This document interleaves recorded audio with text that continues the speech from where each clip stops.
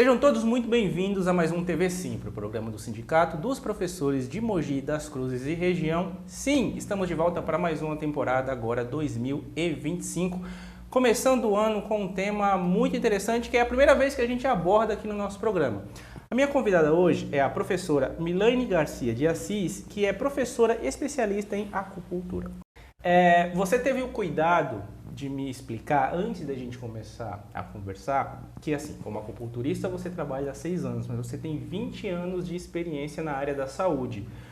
Conta um pouquinho dessa sua trajetória. E você era enfermeira, segundo você me disse, e a partir de que momento você acrescentou essa especialidade ao seu currículo? Sim, são mais de 20 anos dentro da área da saúde, né? Atuando diretamente no hospital, saúde primária. Depois eu fiz um mestrado, fui para a área acadêmica, né? E nesse processo da área acadêmica, certo dia, dentro da universidade, eu tive uma dor de cabeça insuportável. Tive uma enxaqueca e uma das professoras que trabalhava comigo era acupunturista. Né? Ainda é acupunturista. E ela veio e fez a gentileza de fazer um atendimento rápido com a auriculoterapia e aquela dor sumiu imediatamente. Fiquei fascinada com aquilo que aconteceu, empolgada, perguntei para ela o que era, como é que funcionava e fui correr atrás de uma especialização na área da acupuntura, medicina chinesa e terapias alternativas. Foi aí que eu entrei nesse universo. Essa especialização que você falou, ela demora quanto tempo? Em média, 2 anos, tá? Uma boa especialização numa escola mais tradicional, 2 anos, né? De preferência, um curso presencial. O curso presencial de acupuntura, ele tem pelo menos 1 ano e meio de ambulatório. Então, é uma especialização teórica, mas a prática, ela é muito importante. Tá. Para quem sabe o que é acupuntura, mas nunca se aprofundou no tema, explica pra gente um pouquinho. Você falou que ela tem uma origem chinesa, Isso. Né? Mas explica um pouquinho do processo de como que essa ciência chegou aqui no Brasil, essa prática chegou aqui no Brasil, como que ela se difundiu, e eu acho que agora até o SUS já indica para alguns casos a utilização da acupuntura, não é isso? Isso. Conta um pouquinho dessa trajetória pra gente. O SUS colocou as PICs, né? Desde 2006, se não me engano, já faz bastante tempo. Eu acredito que a implementação seja um desafio, né, para órgãos públicos. Eu que já fui de prefeitura por muitos anos também, né, sei de algumas dificuldades. Seria maravilhoso se a acupuntura fosse um pouco mais difundida, como, né, nesses canais, inclusive aqui, que é muito legal, mas ainda a passos lentos em muitos municípios. Né? Então, municípios grandes conseguem aderir. A acupuntura está há pouco tempo no Brasil, né? Não tem mais de 60 anos, né? Há relatos de 90 anos, então ela é muito pouco conhecida aqui. Por quê? Porque a acupuntura, relatos de 5.000 anos já de existência, né? Há 5.000 anos ela vem sendo estudada. Então, terapia milenar, né? E como é que descobriram isso? Descobriu-se uma estátua de bronze na China, já com marcações de meridianos, canais de energia. E quando se estuda pelo metal, né, aí eu não tenho muita clareza de como que foi feito isso, consegue-se detectar a época, o ano, e por conta dessa estátua que a gente sabe que ela tem 5.000 anos. Né? Então está chegando no Brasil, muitas pessoas se especializando, né, e fazendo essa prática maravilhosa. Você falou que quando você teve a dor de cabeça que a professora te ajudou, você fez a auriculoterapia. Auriculoterapia. Me perdoe o termo leigo, mas é aquela que funciona como se fossem uns adesivos, é isso? Isso, a auriculoterapia, olha para você ver, né, como o mundo inteiro estuda, né, essas terapias. Na verdade, a aurículo, né, muita gente acha que veio da China, mas originalmente ela foi estudada na França. Olha. Então a gente tem vários lugares do mundo estudando terapias alternativas, integrativas, aí também tem várias nomenclaturas, tá? Então dentro da orelha existem pontos, né, que funcionam como reflexo do nosso corpo. Então a gente tem reflexo pelas mãos, pela cabeça, pela barriga, pela orelha e pelo pé. Né? Então são vários pontos que a gente consegue pegar reflexos de todos os órgãos, vísceras e tratar a partir de um pequeno sistema. Então a auriculoterapia a gente estimula, né? Há acupunturistas que usam sementes, outros cristais e outros agulha, tá? E daí estimula determinados pontos a fim de tratar alguma questão, que pode ser física ou emocional. Tá. E aí, o que diferencia a auriculoterapia da acupuntura tradicional, se é que eu posso dizer assim, que é aquela que utiliza as agulhas? O leque é muito grande, tá? O leque é muito grande. Então, se você pensar em agulha, tem acupunturista que usa no corpo inteiro, né? O que eu gosto muito.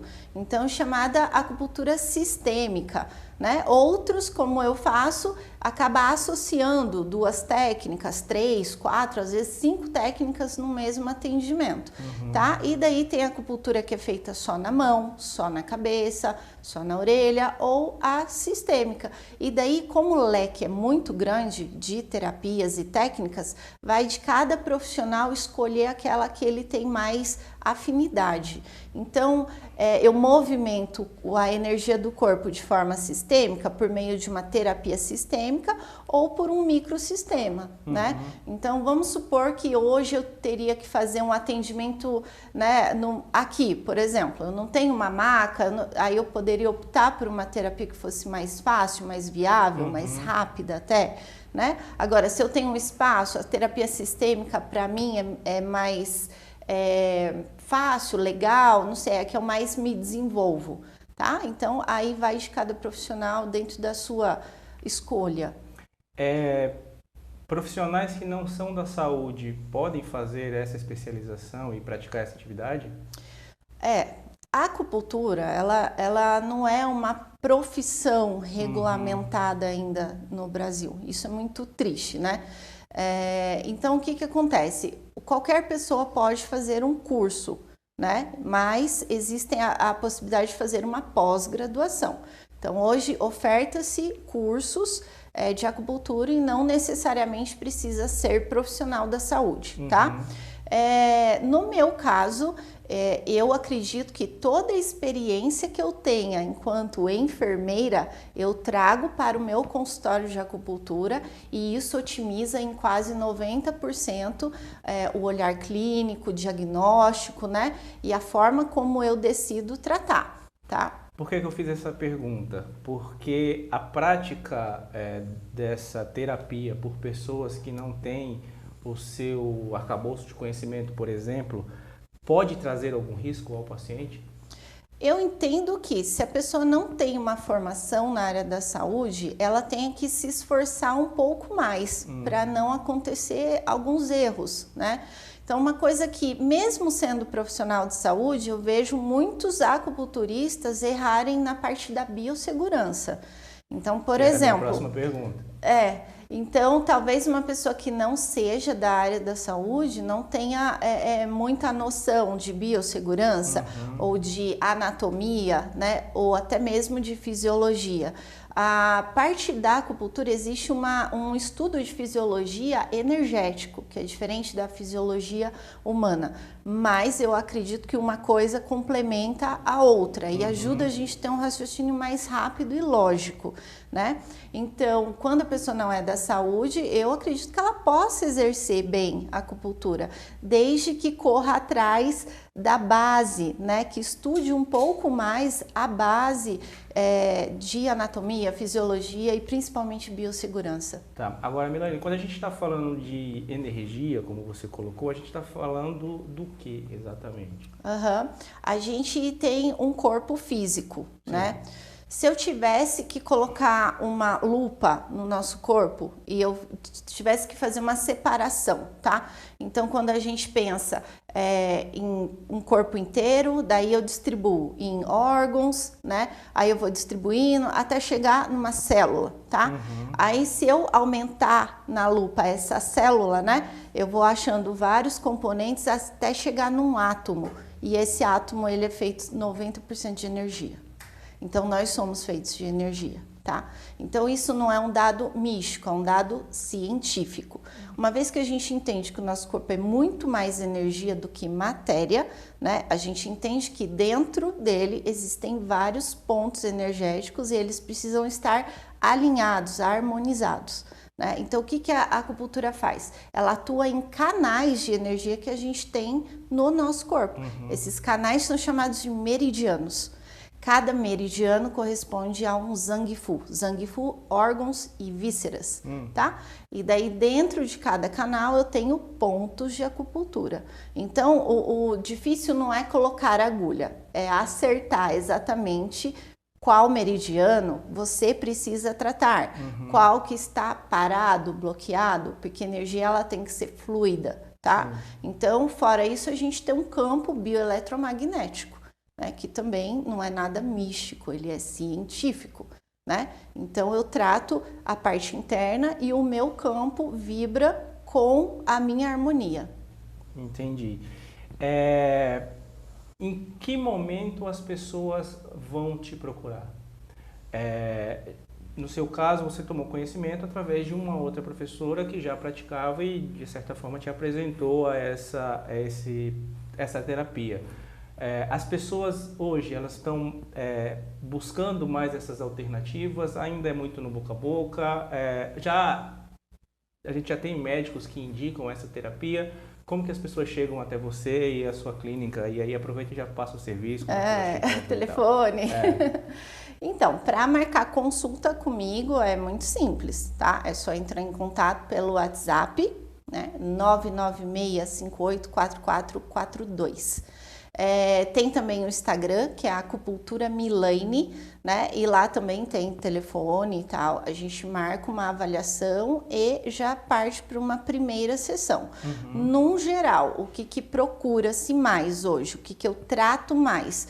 Com certeza questões de ansiedade, tá? Ansiedade. Porque muita gente acha que a acupuntura é só para dor de coluna, né?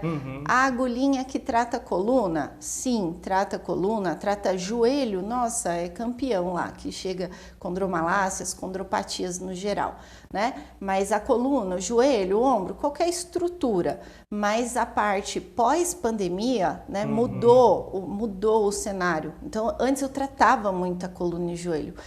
Pós-pandemia, ansiedade, síndrome do pânico e depressão, com certeza. Hoje também um público grande de crianças, né? Crianças e adolescentes com ansiedade, ansiedade infantil, né? Tem a turma também com os transtornos de TDAH, dislexia, né? Tudo isso também dá para melhorar bastante na acupuntura, porque eu tenho meridianos que aumentam foco, concentração, né? Então a criança se desenvolve melhor, né? E eu tenho uma carteira gigante de professores, né? Docentes. A gente vai entrar nos professores, mas antes você acabou não me respondendo, acho que não ficou muito claro. Como que as pessoas chegam até essa terapia e, consequentemente, chegam até você? Hoje as pessoas estão mais interessadas e pesquisam mais sobre essas terapias não medicamentosas? Sim, hoje as pessoas procuram por um estilo de vida mais saudável, né? Então, o que eu quero? Um tratamento que não envolva a dependência de fármacos, químicos e tudo mais. 90% por indicação.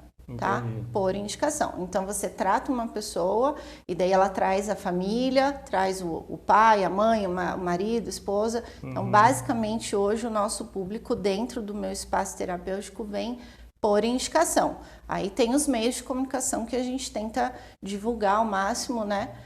Uma alternativa para tratamentos. Entendi. E quais as preocupações que o paciente tem de ter na hora de procurar um profissional? Vou te dar um exemplo. Sei lá, quando você vai fazer para usar o exemplo da agulha. Quando você vai fazer uma tatuagem, você chega num estúdio de tatuagem, você observa e você minimamente tem uma noção se aquele profissional ele tem os cuidados necessários de higiene, etc, etc. Quando eu vou procurar um profissional que não tem um conhecimento da saúde como você tem, os cuidados necessários para manter o ambiente asséptico, etc, etc.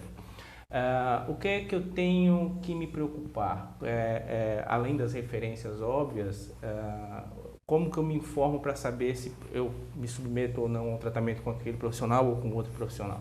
Essa pergunta é difícil de responder, porque às vezes toca na ferida de algumas pessoas, né? Uhum. Mas eu acredito que a pessoa tem que ter uma boa formação, tá? Uma coisa que eu vejo muito acontecer é tratamentos que as pessoas não têm a privacidade, eu acho assim muito errado, e a reutilização de agulha. Aí esse assunto é polêmico, Então, porque as agulhas são descartáveis, eu não sabia, eu achei que era, sei lá, você esterilizava de alguma forma. Por muitos anos reutilizou-se a agulha, né? Uhum. Então até trouxe Porque, desculpa, fica numa camada da pele que não necessariamente não machuca, não tem contato com sangue ou algo assim, não chega tão profundo assim, ou chega? Não, existe um agulhamento profundo e existe um agulhamento mais superficial, mas de qualquer forma você trabalha com material biológico. Entendi. Por mais que não saia sangue, né? Qualquer parte que você encoste, perfure, é material biológico já, né? Então existe uma contaminação, tá? Eu trouxe a agulhinha aqui para você ver que ela é muito fina, é realmente pequena e fina. É muito fininha mesmo. E não é uma coisa... Deixa eu ver se ele consegue chegar aqui para pegar. E aí são descartáveis, é isso? O ideal é que haja o descarte das agulhas após a utilização. E todas as vezes que o paciente retorna, tem que abrir um estojo novo de agulhas. Entendi. Mesmo as que não são utilizadas, vamos supor, esse flaconete tem 10 agulhas. Vamos supor que eu utilize somente 6. As 4 restantes também deverão ser descartadas, uma vez que eu abri está contaminado. E por muitos anos reutilizou-se a agulha, muitos anos. Até que há poucos anos veio uma normativa de que não pode, né? Mas por muitos e muitos anos reutilizava, dava o potinho para o paciente levar para casa, a próxima sessão traga as agulhinhas. Entendi. E ficava ali reutilizando. Além de machucar o paciente, porque o fio da agulha vai se perdendo, né? Por mais que use uma marca muito boa, né? Você vai perdendo o fio de corte, né? E a questão da contaminação, com certeza, né? Ambiente limpo, eu preciso observar, né? Ambiente limpo, uma maca higienizada, papel descartável, aí uma série de coisas que a gente, né, utiliza aí como biossegurança, né? Vamos entrar agora na seara das escolas e dos professores. A ansiedade é algo que hoje os professores estão tendo mais diagnósticos do que antes da pandemia, por exemplo? Infelizmente, né? Um número muito grande, exorbitante de docentes. Inclusive, eu tive acesso a alguns dados sobre números de professores afastados por depressão, né? Então, muitos afastamentos, né, por depressão. Então, tudo começa num campo emocional, né? A pessoa entra em exaustão, a maioria dos professores 3 períodos de aula, né? O alunado tá muito diferente, né?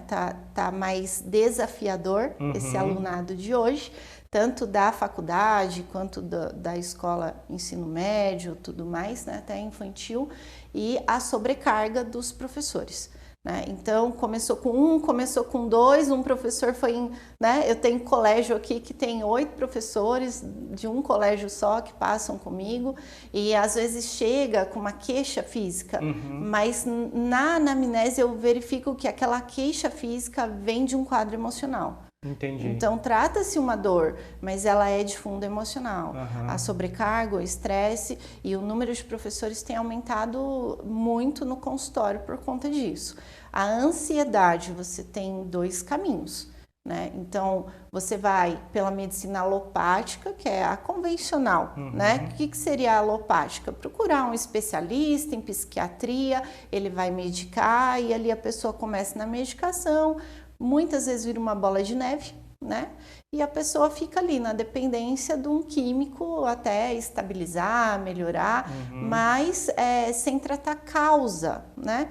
Ou ela vai para uma medicina, né, alternativa, que no país é considerada alternativa, que vai tratar a causa raiz do problema, né? Então, essa ansiedade está vindo da onde? Então, vamos tratar lá embaixo, a causa, e daí sintomas vão melhorando, né? Agora, os afastamentos estão cada dia maiores no sentido de depressão, né? Quando a gente fala ansiedade, eu estou colocando numa caixa só, tá? Sim. Ansiedade, depressão, síndrome do pânico, surtos, né? Até mesmo surtos psicóticos, né? Que chega quando chegou lá naquele limite e daí no surto vai ter que entrar com a medicação. Mas e depois? Como é que eu cuido dessa pessoa? Vai ficar dependente? Vai ficar o resto da vida, né? Com remédios, né? Às vezes a pessoa fica até meio dopada, né? Então o que acontece? É uma alternativa para quem quer ficar bem, tá? E é isso. E esses tratamentos, eles costumam ter um período determinado de tempo? Tem algum, sei lá, 10 sessões, 15 sessões, ou as pessoas têm que fazer isso ao longo da vida? Dá para ter uma noção disso quando a gente já vai no seu consultório a primeira vez? E uma outra pergunta, já emendando com essa. A gente falou de ansiedade e depressão, e aí você falou da utilização de medicamento. Você trabalha em conjunto com outras terapias, inclusive quando é necessária a utilização de algum remédio, como um complemento, uma terapia complementando a outra? Você também trabalha dessa forma? Trabalho. Cada pessoa, cada caso um caso, tá? Então, além da acupuntura, eu tenho uma terapia magnífica, que é a terapia do Konindu, ao qual até ministro cursos do Konindu, né? Eu tenho a aromaterapia, que também é maravilhosa, trabalha com óleos essenciais, né? Muita gente usa óleo de forma errada, indiscriminada, porque pega dica com vendedor, né? Quem vende óleo, pode tomar óleo? Não, não pode, né? Tem que ficar cheirando de 1 em 1 minuto, não é bem assim, tá? Então tem aromaterapia, ela tem cálculos, né? Então eu também tenho uma linha de óleo corporal terapêutico para a pessoa fazer o tratamento em casa, né? E o leque é muito grande, como eu te falei. Tenho várias terapias complementares. Também eu utilizo da radiestesia. E no meu espaço, eu sou sócia do meu marido, professor Márcio, que ele tem também a parte da massagem terapêutica e quiropraxia. Então, quando precisa, também há esse encaminhamento, né? Da parte de quiropraxia, que faz o alinhamento de coluna, manipulações, e tem as massagens, aí um leque muito grande de massagem. Shiatsu, relaxante, reflexologia, assim como tem na orelha, tem no pé também. Sim. Então também tem outras terapias que a gente associa, né? Segunda pergunta foi em relação ao tempo. Todas as vezes que você faz uma avaliação, né, pelo pulso, eu consigo identificar se o seu problema ele está muito lá na profundeza, na raiz, ou se ele é uma coisa mais superficial, né? Então, pela avaliação de um pulso, mostrando a língua, eu consigo ali ter uma ideia, tá? De como que vai ser. Obviamente que eu vou te dar algumas orientações comportamentais, né? Daí cabe quem segue ou não para o tratamento dar aquele pulo mais rápido, tá? Mas eu tenho um negócio muito legal dentro do meu espaço, que é um programa de manutenção de saúde. Então, vamos supor que a pessoa vá lá. Não tá tão profundo, é uma depressão que dá para tratar. 10 sessões. 10 sessões é um tratamento legal. No geral, aqui a gente faz uma por semana, então seriam 10 semanas de tratamento, tá? Para a pessoa sair da crise, ficar legal mesmo, tá? Saindo da crise, ela tem o programa de manutenção de saúde, que daí seria uma acupuntura preventiva, tá? Que eu amo trabalhar com prevenção, né? Então, a acupuntura preventiva vai 2 vezes por mês, mais ou menos de 15 dias, faz uma manutenção, equilibra a parte física e as emoções. Entendi. Hoje, os planos de saúde, por exemplo, cobrem esse tipo de terapia? Existe, muito boa essa pergunta, porque muita gente procura a acupuntura pelo convênio, e existe a acupuntura pelo convênio, né? Mas o acupunturista, ele tem uma demanda gigante, né, para atender muitos pacientes num período pequeno de tempo. Então, geralmente trata-se dor, alguma questão, dói o joelho, então ele vai lá e agulha o joelho, né?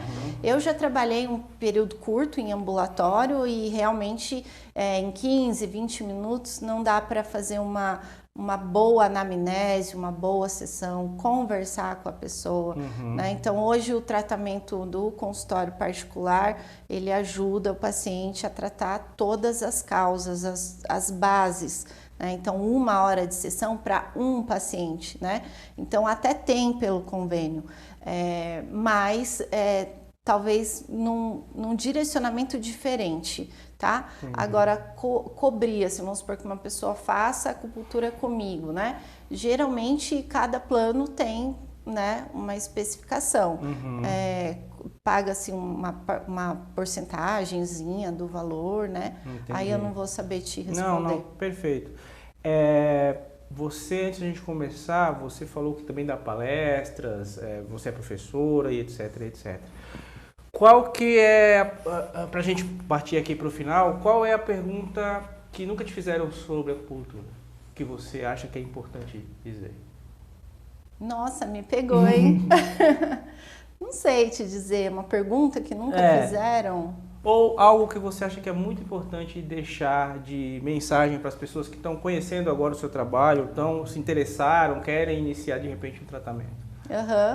Que eu acredito assim, né, que as pessoas chegam lá às vezes para tratar uma coisa específica e realmente ninguém pergunta o que mais pode beneficiar, né? Então, muito dificilmente um paciente que me procura vai tratar joelho, ele vai tratar o joelho, ele vai tratar a ansiedade, ele vai tratar o joelho, é aquela dor que eu não quero me ajoelhar para algumas questões que eu escuto, que, entendeu? Não quero me ajoelhar às situações.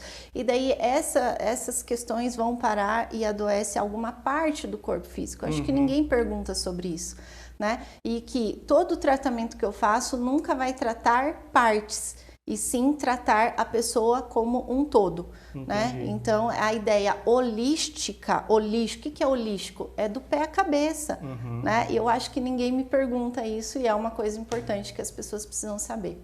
Que bom. Pra gente concluir, tem alguma contraindicação? No geral, não tem contraindicação, né? O que eu tenho contraindicação é de talvez algumas técnicas para determinadas situações ou pessoas, mas a acupuntura em si não tem contraindicação. O tabu, gestante, né? Vários, né, já aconteceu de gestante com dor na lombar, né, me procurar e daí ficar com receio, perguntar para a médica, né, e a médica falar, não pode fazer acupuntura. É bem desafiador, porque aquela médica não entende nada, ela não estudou medicina chinesa, então ela não pode falar o que pode e o que não pode, né? Então eu já acompanhei pré-natal inteiro na acupuntura, é maravilhoso, é excelente para gestante. Eu acho que o maior tabu é gestante, né? Você pode fazer acupuntura em crianças, bebês, idosos, adultos, gestantes, cachorro, né, e tudo mais. Entendi.